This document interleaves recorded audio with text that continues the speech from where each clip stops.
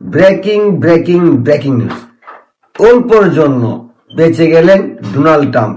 আমেরিকার president Donald Trump অল্পর জন্য বেঁচে গেলেন, আর সেই বাচ্চাটা বাঁচাইলেন আমাদের বাংলাদেশের স্বরাষ্ট্রমন্ত্রী সালাউদ্দিন আহমেদ। আর যদি একটু দেরি হইতো তাহলে হয়তো আর পৃথিবীতে ডোনাল্ড ট্রাম্প থাকতেন না। আমেরিকার প্রেসিডেন্ট ডোনাল্ড ট্রাম্পকে বাঁচিয়ে দিলেন আমাদের স্বরাষ্ট্রমন্ত্রী সালাউদ্দিন আহমেদ। অবাক হইলেন? অবাক হয়েছি আমিও। বাংলাদেশে একটা মহিষ ভাইরাল হয়েছে, যে মহিষের চেহারাটা মোটামুটি ডোনাল্ড ট্রাম্পের সঙ্গে মিলে, আর সেই জন্য ওই মহিষটার নাম রাখা হয়েছিল ডোনাল্ড ট্রাম্প। সেই মহিষটি বিক্রি হওয়ার পর যে ব্যক্তি কিনে নিছে তার কাছ থেকে সেই মহিষটিকে উদ্ধার করলেন আমাদের স্বরাষ্ট্রমন্ত্রী সালাউদ্দিন আহমেদ। উদ্ধার করে উনি এটা নিজের হেফাজতে নিলেন। শেষ পর্যন্ত সিদ্ধান্ত নিলেন যে এই ডোনাল্ড ট্রাম্পকে রাখা হবে চিড়িয়াখানায়। এখন আমার প্রশ্ন হলো, ভাই, এই মহিষ ডোনাল্ড ট্রাম্পকে নিয়ে আমাদের স্বরাষ্ট্রমন্ত্রীর এত মায়া কেন?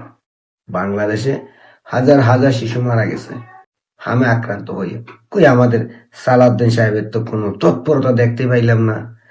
2 দিন আগেও এসি থেকে দূষিত বাতাস বের হয়ে 4 শিশু মারা গেছে মায়ের সামনে, কই আমাদের সালাউদ্দিন সাহেবের তো তৎপরতা দেখলাম না। আর যাই হোক, এইসব না, আসলে সালাউদ্দিন আহমেদ কি মনে করে এই ডোনাল্ড ট্রাম্পকে রক্ষা করলেন? ডোনাল্ড ট্রাম্পকে খুশি করার জন্য, আমেরিকাকে খুশি করার জন্য?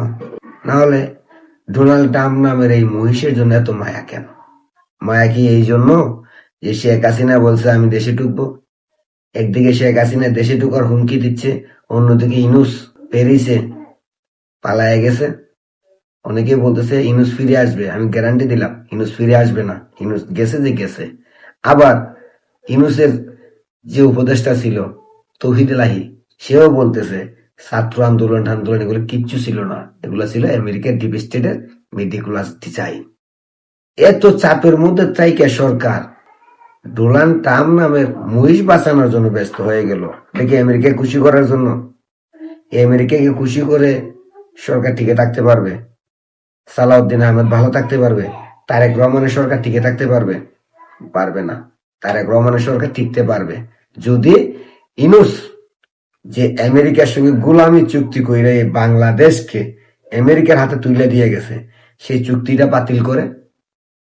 তাহলে তারেক রহমানের সরকার এই দেশে টিকতে পারবে। কারণ বাংলাদেশের আনাচে কানাচে, অলিতে গলিতে, গ্রাম থেকে শহর পর্যন্ত প্রত্যেকটা জায়গা থেকে এই আমেরিকার সঙ্গে গোলামি চুক্তির প্রতিবাদ উঠতে শুরু করছে।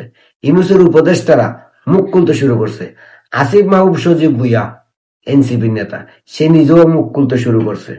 প্রত্যেকটা বিপ্লবী এখন কথা বলতে শুরু করছে, কারণ এরাও বুঝতে পারতেছে যে আমেরিকার সঙ্গে গোলামি চুক্তির কারণে বাংলাদেশের মানুষ ফুঁসে উঠতেছে। বাংলাদেশ আমেরিকার গোলামিতে যাবে না। আর এটা বাংলাদেশের প্রত্যেকটা দল, প্রত্যেকটা সাধারণ মানুষ আওয়াজ তুলতেছে।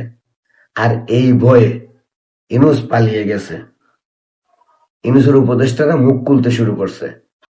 আর সরকার ট্রাম্পকে খুশি করার জন্য মহিষ বাঁচাইতে ব্যস্ত হয়ে পড়েছে। যেখানে হাজার হাজার শিশু হামে মারা গেছে, মেট্রো রেলে গরুর হাট বসাইছে, হাস্যকর একটা বাংলাদেশে পরিণত হয়েছে।